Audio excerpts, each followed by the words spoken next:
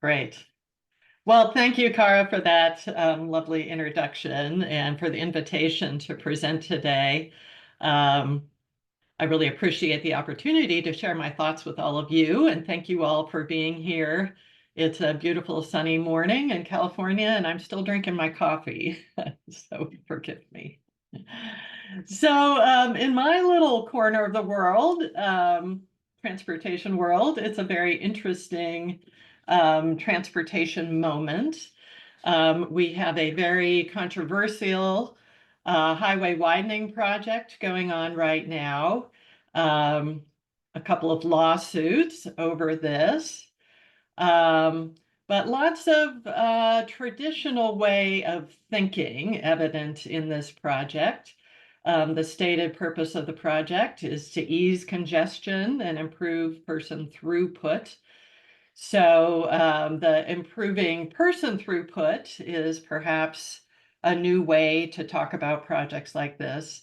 But certainly the focus on easing congestion is a very traditional way to think about transportation.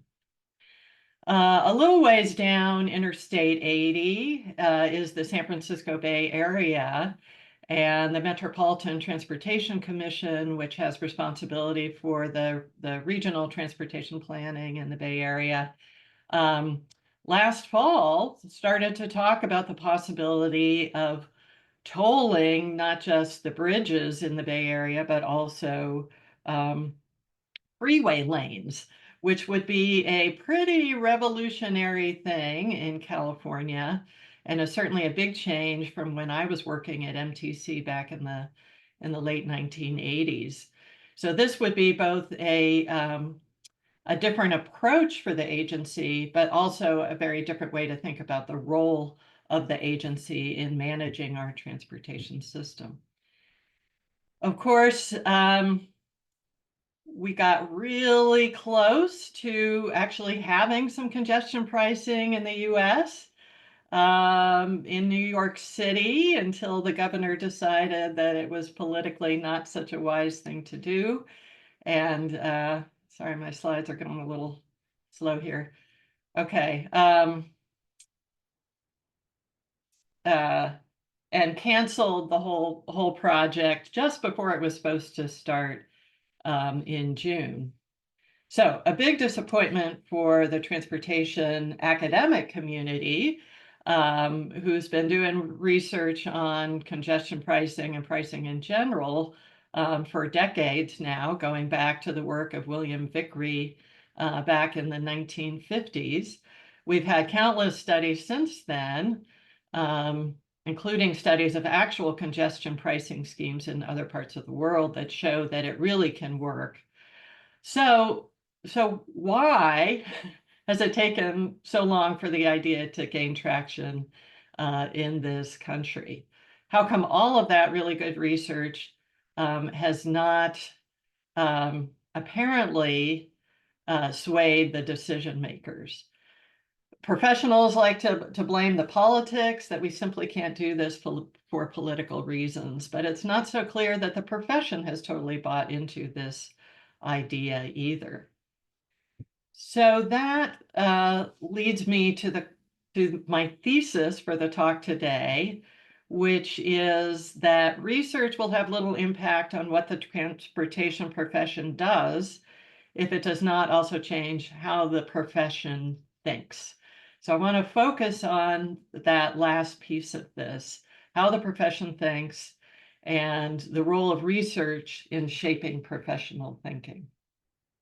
So my questions for today, first, I need to talk about who is the transportation profession. When I say transportation profession, who do I mean? What is their way of thinking? What do I mean by that? And why is that way of thinking important?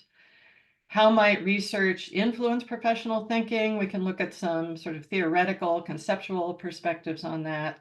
And then the question that may not even be really answerable, but I'm going to take a stab at it. Does research actually influence professional thinking? And I'm going to present 3 examples in which I've had some role, and then 2 more examples really in brief, and then just close out with some thoughts about things that researchers should be thinking about. So I should note before I launch in that this is all very exploratory. My examples are just a small set of examples that we might look at to think about how research is shaping professional thinking. And it's certainly a bias sample, and I want to offer apologies to all the really important research that I am not mentioning as a part of this talk. But I do hope this exploration sparks some thinking among the research community. So what do I mean by the transportation profession? Well, the boundaries certainly are fuzzy, but clearly it includes the staff, the employees of federal, state, regional, and local agencies who have responsibility for planning, building, operating, and maintaining the transportation system. They often hire consultants to help them with their work, so I include them within the profession. We also have many professional associations, which have a really important role in forming and perpetuating thinking within the profession. And then we might include us academics as a part of the profession as well. So when I say professionals, I'm going to include all of those folks, but I am going to focus on kind of the distinction between the practitioners, the people out there doing the work, and then us academics, the researchers who are doing lots of studies. So professionals are not the only people who shape the transportation system. Lots of other groups play really important roles, but professionals are certainly responsible for the day-to-day planning, building, operating, maintaining of the transportation system. They also influence the thinking of at least some of the other players in this big governance system. So their way of thinking, as I see it, is especially important, and that's what I'm going to focus on, but we'll come back to questions about the thinking of the public and others as well. So where professional thinking comes from, the profession is made up of individual professionals, each with their own way of thinking. That way of thinking is made up of a set of core ideas that I'll talk about more in a minute.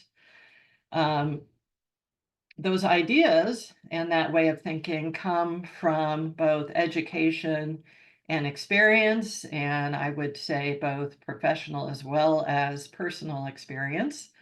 And that all shapes how individual professionals think about transportation. But then somehow we get from a whole lot of individual ways of thinking about transportation to a collective way of thinking about transportation.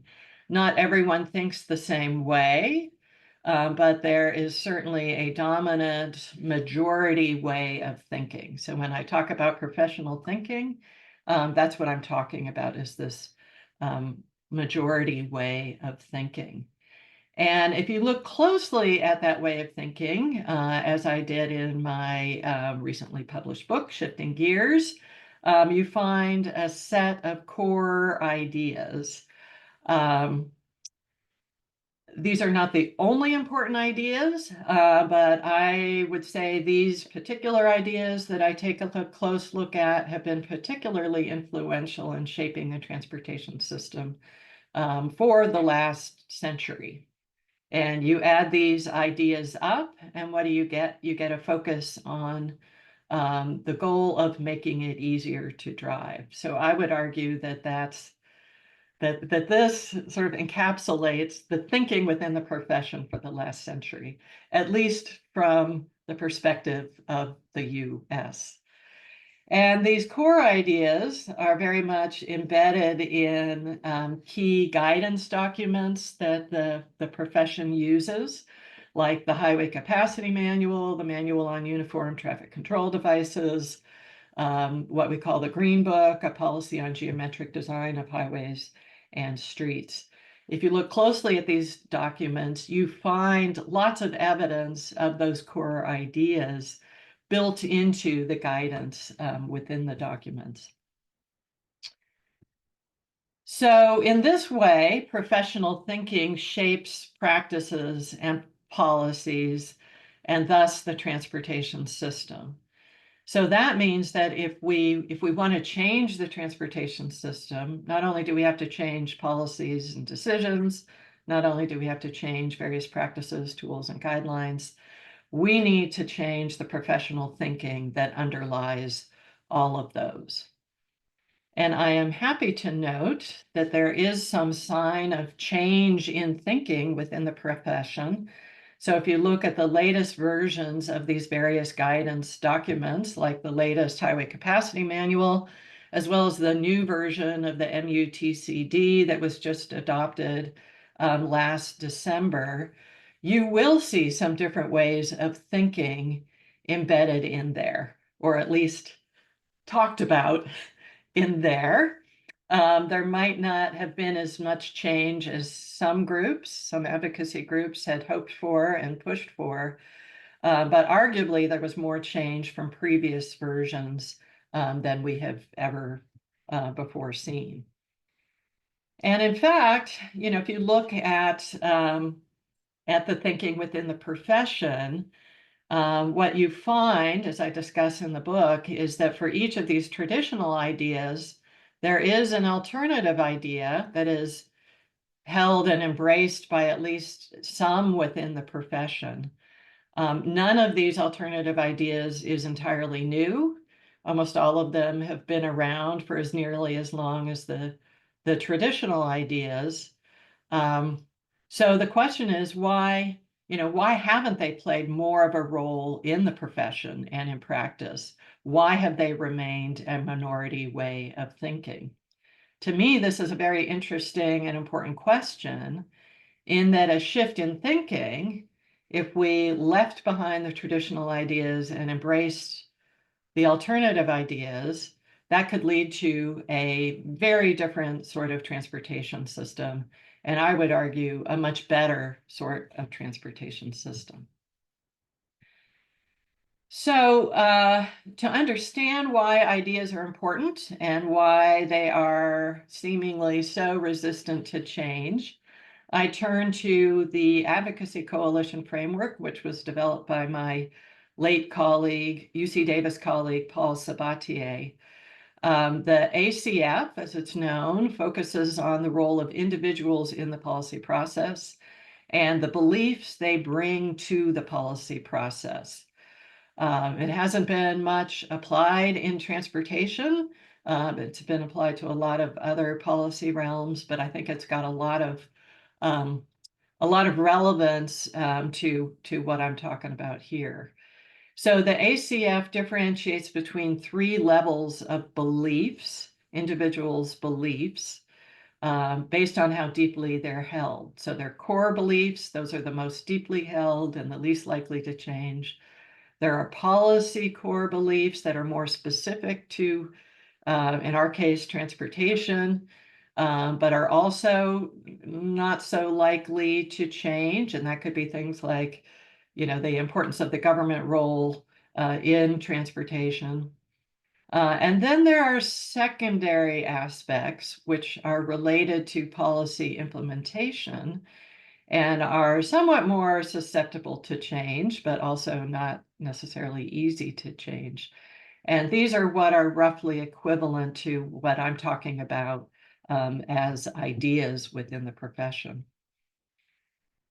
So according to the ACF, beliefs can change in some different ways, a couple of different ways. One way they can change is through external shocks. So we have something like a pandemic, and that shocks the system and can lead people to think in some new ways, to modify their beliefs. Another way change can happen is through policy learning, in which individuals learn from others in their professional networks. And here's where I think we see a possibility of research playing a really important role, in that researchers can serve as brokers of information that can lead to policy learning, which then leads to changes in beliefs at the individual level.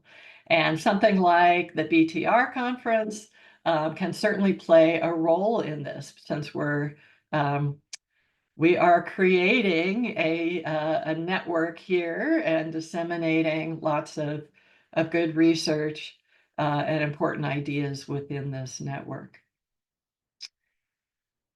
Another framework I turn to think about this question of research influencing thinking is Thomas Kuhn's work on paradigm shifts and the structure of scientific revolutions.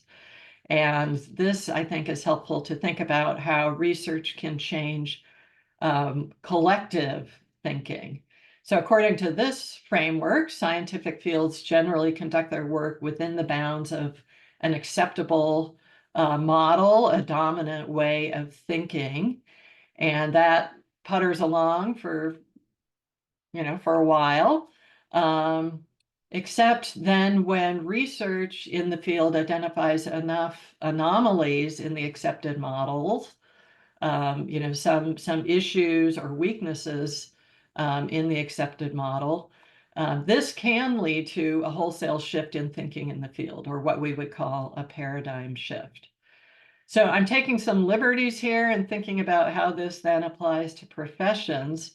But it seems to me if the connections between research and practice are strong, then research might help to produce professional as well as scientific revolution as it finds anomalies in the dominant way of thinking, which is something we researchers very much like to do. So we do all kinds of different transportation research, basic research, applied research, and so on and so forth. All of this research is about improving our understanding of how things work. All of it is about making the transportation system better in some way. All of it has the potential to shift thinking, though possibly some types of research have more potential to shift thinking than others. I'm a big proponent, for example, of evaluation studies where we evaluate pilot projects or other things that are actually happening in the real world and study what their actual impacts are. Work like that, I think, has a lot of power to shift professional thinking. And then in our roles as researchers, we can also think about that and how in different roles we might help to shift thinking. So researchers are questioners. That's one pathway. We can ask questions supporting the status quo. And if in doing that, we find anomalies that can help shift thinking, we can also ask questions that challenge the status quo, that approach transportation questions in a very different way. And I think a lot of this this community engaged research that we're doing is really a way to do that, to think about asking different sorts of questions and challenging the status quo. Another way researchers can change thinking is as practitioners. A lot of us do some practice, and sometimes practitioners also do research. So that is another pathway for research to change professional thinking. And then, of course, we researchers are often also educators. So this is also a pathway to changing thinking in the profession as we shape the little minds of our students. In all these roles, we bring our own beliefs to our work, and this is a point I want to come back to at the end, because I think it's really important for us to think about our own beliefs as we go about our research enterprise. So does research actually change beliefs? That's the question I'd like to answer. It's not hard to find examples of research influencing policies and decisions. It's not so hard to find examples of research influencing practices, tools, and guidelines. like the Highway Capacity Manual and the MUTCD, they very much draw on the research that our community has done. But does research also have a deeper influence? Does research influence professional thinking? Can it change beliefs? Or is it largely responding to professional thinking? So that's what I'm interested in exploring. And let me share with you 3 examples of traditional ideas, how they are shifting, and the role that research may be playing in this possible shift. So I'm going to start with the idea of mobility, defined as the ease of movement. The idea here is that it's the job of the transportation professional to maximize mobility. And if the goal is to maximize mobility, then congestion must be reduced. Our metric for congestion is level of service, reflecting the ratio between volume and capacity. If level of service is the driving force behind so many of our transportation decisions, highway widenings are sold as a way to improve level of service, for example. Then essentially what we're doing is we are aiming to move as many cars as we can without slowing them down. But is that what really matters, is the question. And starting as early as the 1950s, there were people like Lewis Mumford, a well-known urban historian, who said, no, it's not. That transportation is just the means to the end, the way for people to get where they need to be, that the right goal for the profession is to provide accessibility, to make it easy for people to get to the places they need and want to go. So moving them is one way to do that, but not the only way to do that. Mobility is neither a sufficient nor a necessary condition for ensuring accessibility. So Mumford was talking about that in the 1950s. In the 1960s and 1970s, researchers took up the cause.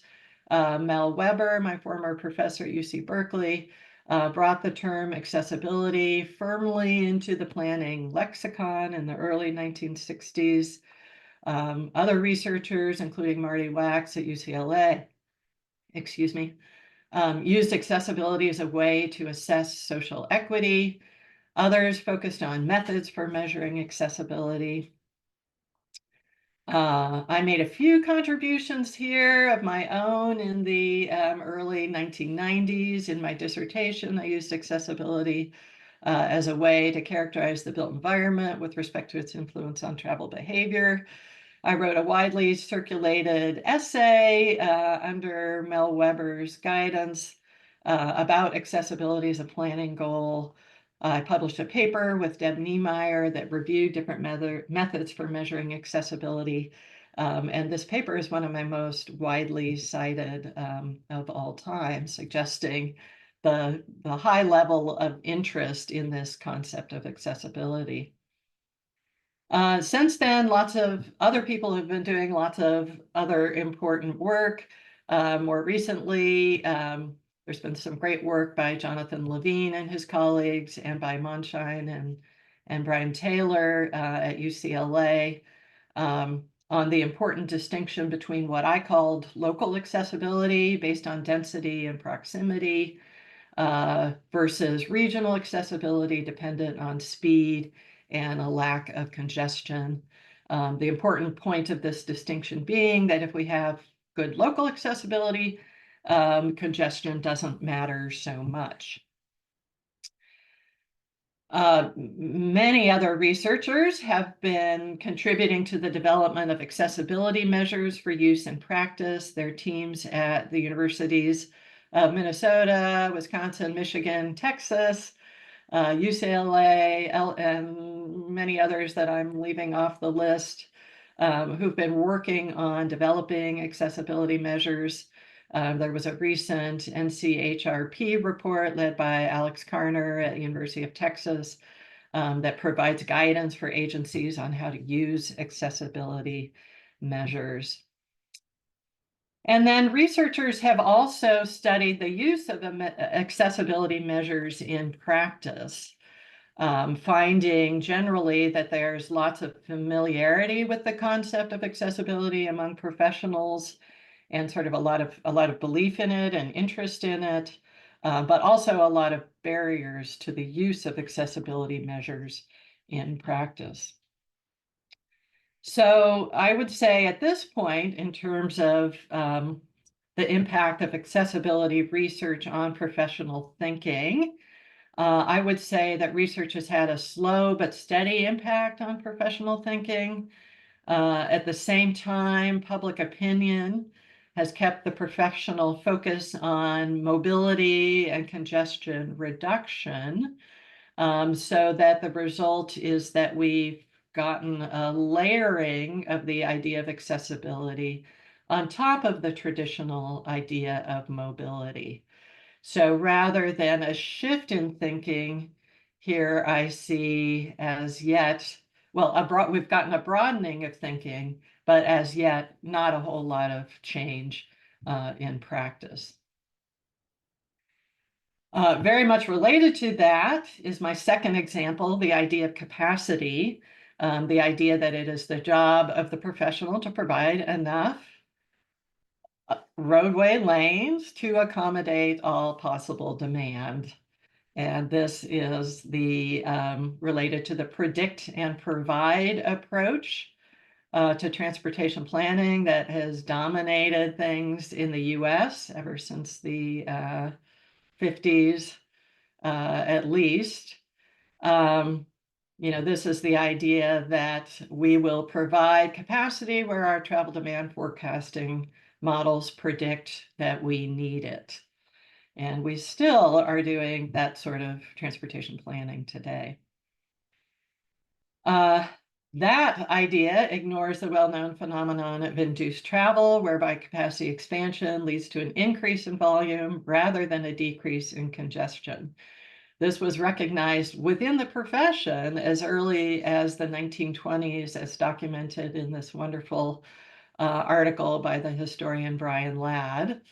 But clearly, this understanding in the profession did not deter the focus on capacity expansion.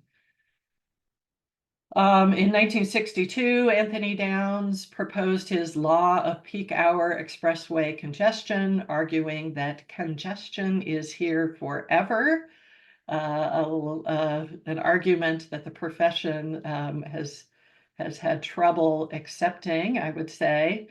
And then he published in 1992, followed by two more books, where he talked about this idea further and articulated the principle of triple convergence, by which the capacity expansion then leads to more driving and little reduction in congestion.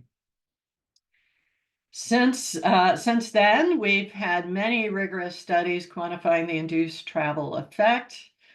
My colleague Jamie Volker has reviewed this work closely and concluded that across these studies, there is a long-run elasticity of around 1, so that a 1% increase in capacity leads to about a 1% increase in vehicle miles of travel within 5 or so years. And what that means is that any reduction in congestion we get from capacity expansion is going to be short-lived. We took that empirical evidence and used it to build a very simple tool called the Induced Travel Calculator, which our California Department of Transportation, Caltrans, has now approved for use in the environmental review process for highway projects. So now it is being used to estimate what's going to be the increase in vehicle miles of travel if we add a lane to Interstate 80 through Yolo County, which is exactly what they're proposing to do.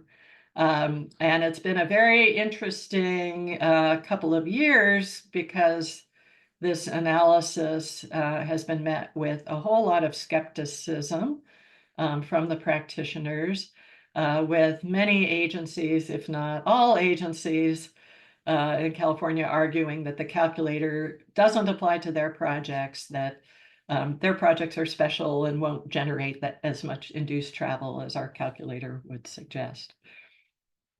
We've also done some research on how induced travel is addressed in practice, and we have found that it has often been ignored, at least until state policy is now forcing agencies to consider this. And it's often ignored even by professionals who understand it and accept that this phenomenon is a real thing. If you've ever wondered, as I have, why California, which has a policy to reduce vehicle travel, is still widening freeways, then I point you to my former student Amy Lee's amazing dissertation that she completed last summer, that delves into this very question and finds some really interesting things about the thinking within the profession and among decision makers about this whole question of capacity expansion. So of course, the alternative idea is to manage demand instead, pricing being the obvious way to manage demand. And, it looked until June like we'd made some progress on this front, that the idea of demand management and pricing in particular was finally becoming accepted in this country. And then we got the cancellation of the Manhattan congestion pricing scheme, which would have been a really important milestone in this country. So this is one where we're definitely well behind the rest of the world. And yeah, we'll see what happens in the coming years. So again, to sum up this one, what's been the impact of this induced travel research? Has it shifted professional thinking in any sort of way? Well, I think it has had some impact on professional thinking. There's more awareness of and acceptance of the induced travel phenomenon. But again, public opinion and the demand tied to the demand to reduce congestion has really countered that. And I think this is a good reminder that as researchers, we need to think not just about our role in shaping professional thinking, but also shaping public opinion. So I take advantage of every media inquiry I get about this question to do a little public education. So here again, I think rather than a shift in ideas, we have a layering of the alternative idea onto the traditional idea. So there's still a strong belief that we need more capacity, at the same time that I think there's a growing interest in also trying to manage demand. And in practice, we get what I think of as a throw everything at it approach. Let's do everything we can to address this congestion problem. All right, and then my third example relates to the idea of road hierarchy, which distinguishes roads by the degree to which they serve access versus mobility functions. As I'm sure you're all familiar with this. The hierarchy concept emerged as car ownership increased in the US. It was a way to facilitate car movement on freeways and major arterials, but also to try and minimize it on local streets. One outcome of the concept was the proliferation of the superblock, where you have a local network of low traffic residential streets bounded by high traffic arterials. This concept and this superblock pattern was pushed by federal policy in the US and quickly became the norm in urban planning, as documented in the wonderful book Streets and the Shaping of Towns and Cities by Michael Southworth and Aron Ben Joseph. There's a newer edition of that book available now. And then these ideas were bolstered by studies like Donald Appleyard's famous Livable Streets study in the 70s that showed the benefits of lower traffic streets in terms of social connections and quality of life. But as the implementation of the hierarchy became more extreme, network connectivity declined, and we had researchers documenting this decline using measures like intersection density. Studies demonstrated the downsides of lower connectivity with respect to travel distances, emergency access, and other sorts of concerns like evacuation in the face of wildfires. So a push for better connectivity came along, but this came more from the professionals than the researchers. The Congress for the New Urbanism advocated for a return to the grid. There was some cool work done by the Canadian Mortgage and Housing Corporation on this concept of a fused grid that would create something of a hybrid between the traditional grid with some of the advantages of that super block approach. And these efforts, I think, helped to inspire a change in policies at the local level. While I was still at the University of Texas, colleagues there and I documented the adoption of street connectivity ordinances by cities around the country in an effort to create more connectivity in their local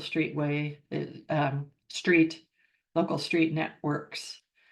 And then more recently, we've had some interesting research on street networks themselves, how they're evolving and what the implications are. A recent study, for example, shows that griddedness has increased in the last 2 decades. I think this is really cool work.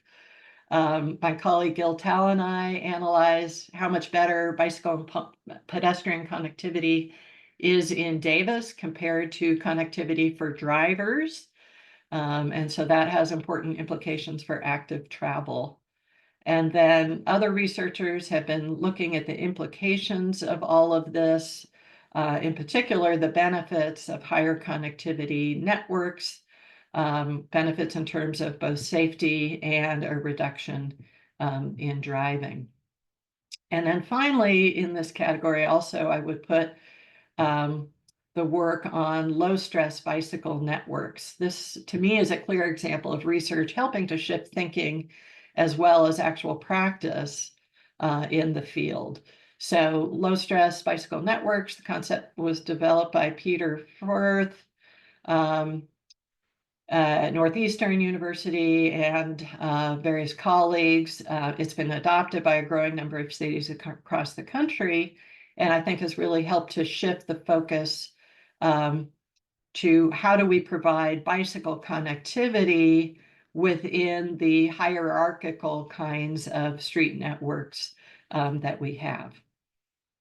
So to sum up this one, in this case, I would say that research has been influenced by professional thinking, probably even more than the other way around.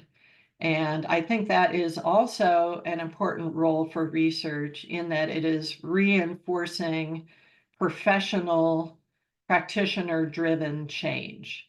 So we've got to think about our role in that sense as well. And the result, I think, in this case is that we've seen some back and forth on the thinking about hierarchy versus connectivity. And what we seem to be settling on is a balance between the two. Some amount of hierarchy with a good amount of connectivity. And that, to me, seems like the right place to be. All right, 2 really quick examples before I wrap up.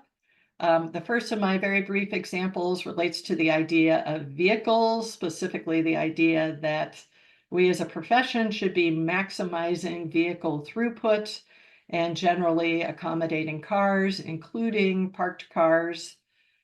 And here is maybe where we've seen the biggest shift in thinking in the profession of all, at least in the US. And there's little doubt that this shift has come about because of Donald Shoup's rigorous research on the silliness of parking policy in the US, where we have ubiquitous parking minimums that have resulted in lots of excessive parking.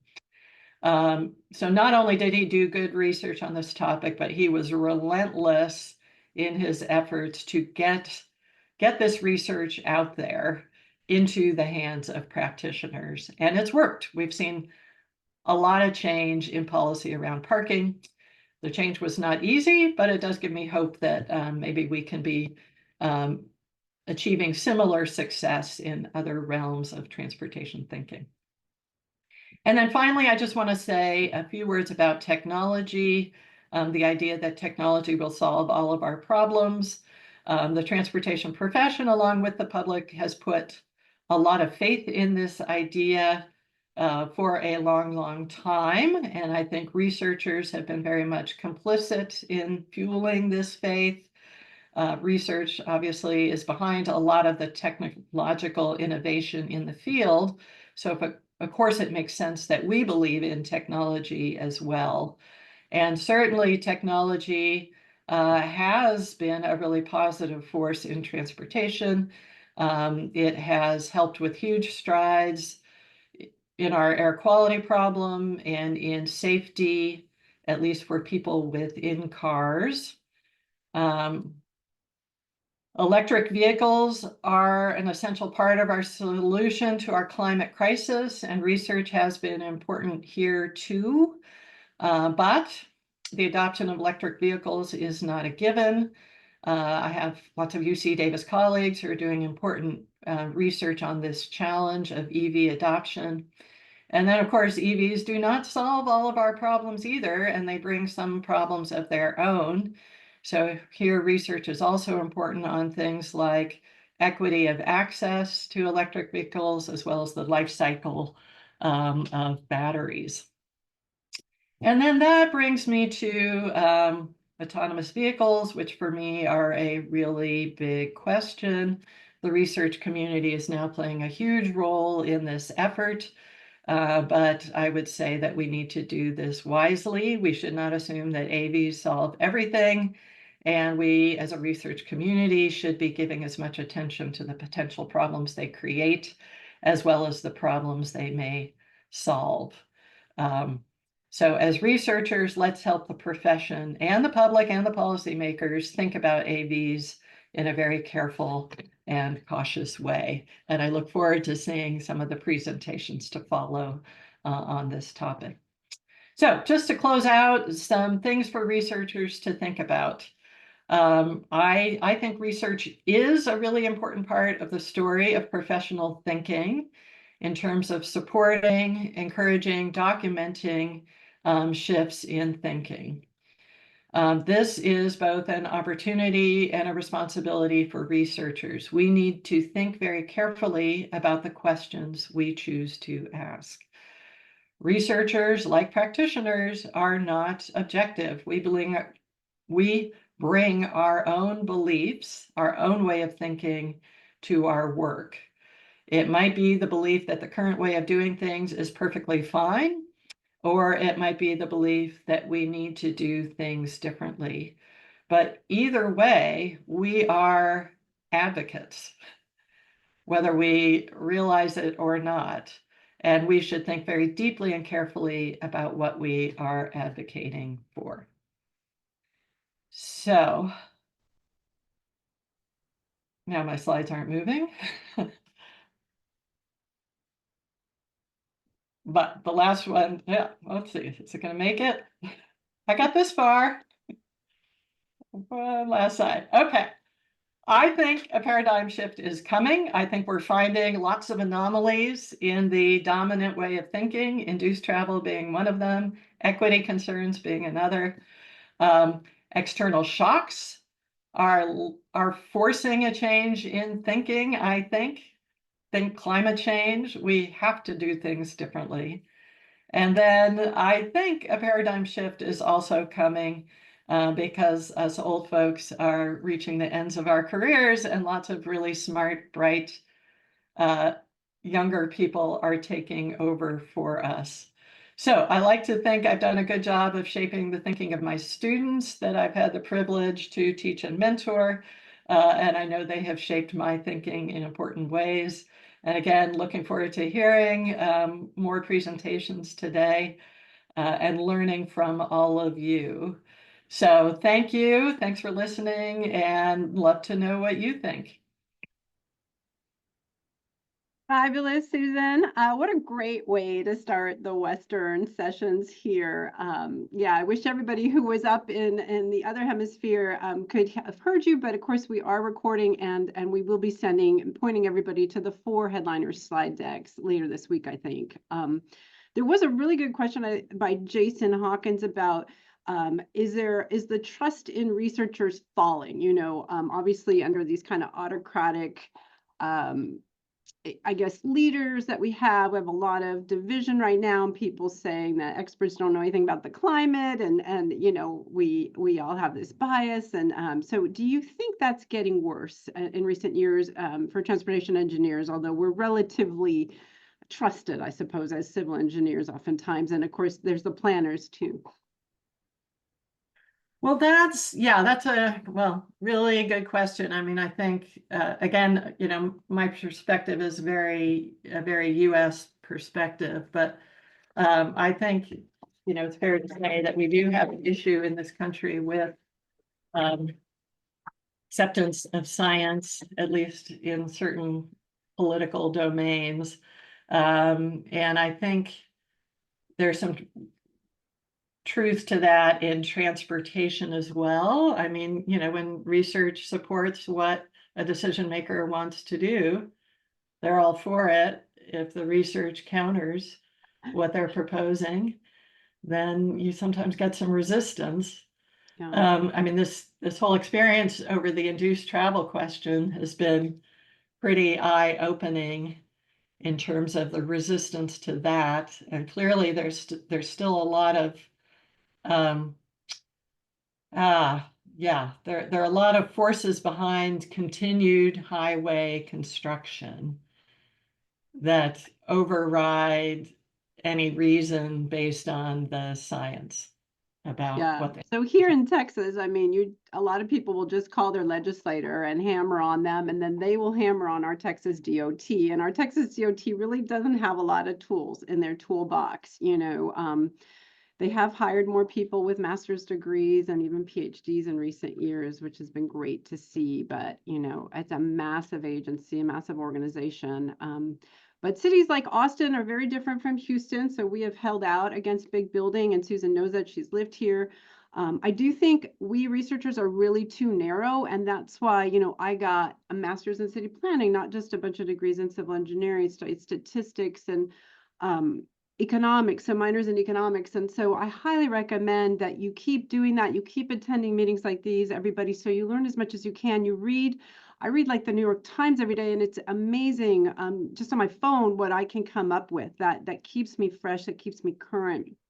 So whatever you find, it might be The Economist, you know, which is more global, which is a wonderful, I think that helps. I also get interviewed a lot by journalists because part of the reason is because I answer their calls. A lot of my colleagues don't for whatever reason. And yeah, I think it's really important. That is a huge audience right there. So a lot of my neighbors or friends will see me, people I never see, but they get to see that and hear that, and that helps, including a lot of times about latent versus induced demand. So I hope all of you will, you know, reach out to people who are writing articles in areas that you like and tell them about your work, but be as broad as you can. And one of the things I've found with tolling, Susan, is it's very expensive to implement with those ugly big gantries. And so, you know, Singapore has put a phone into everybody's car now, basically, and they can charge them for parking wherever they are. And, you know, it was like a $400 per vehicle investment, and that is more than the benefits that they will reap from the reduced congestion discounted over many years. And so you have to be really careful about the cost of doing this. But of course, license plate readings pretty easy these days. I think every car we sell in this country should come with an RFID chip. I think every car should not be able to go more than 80 miles per hour.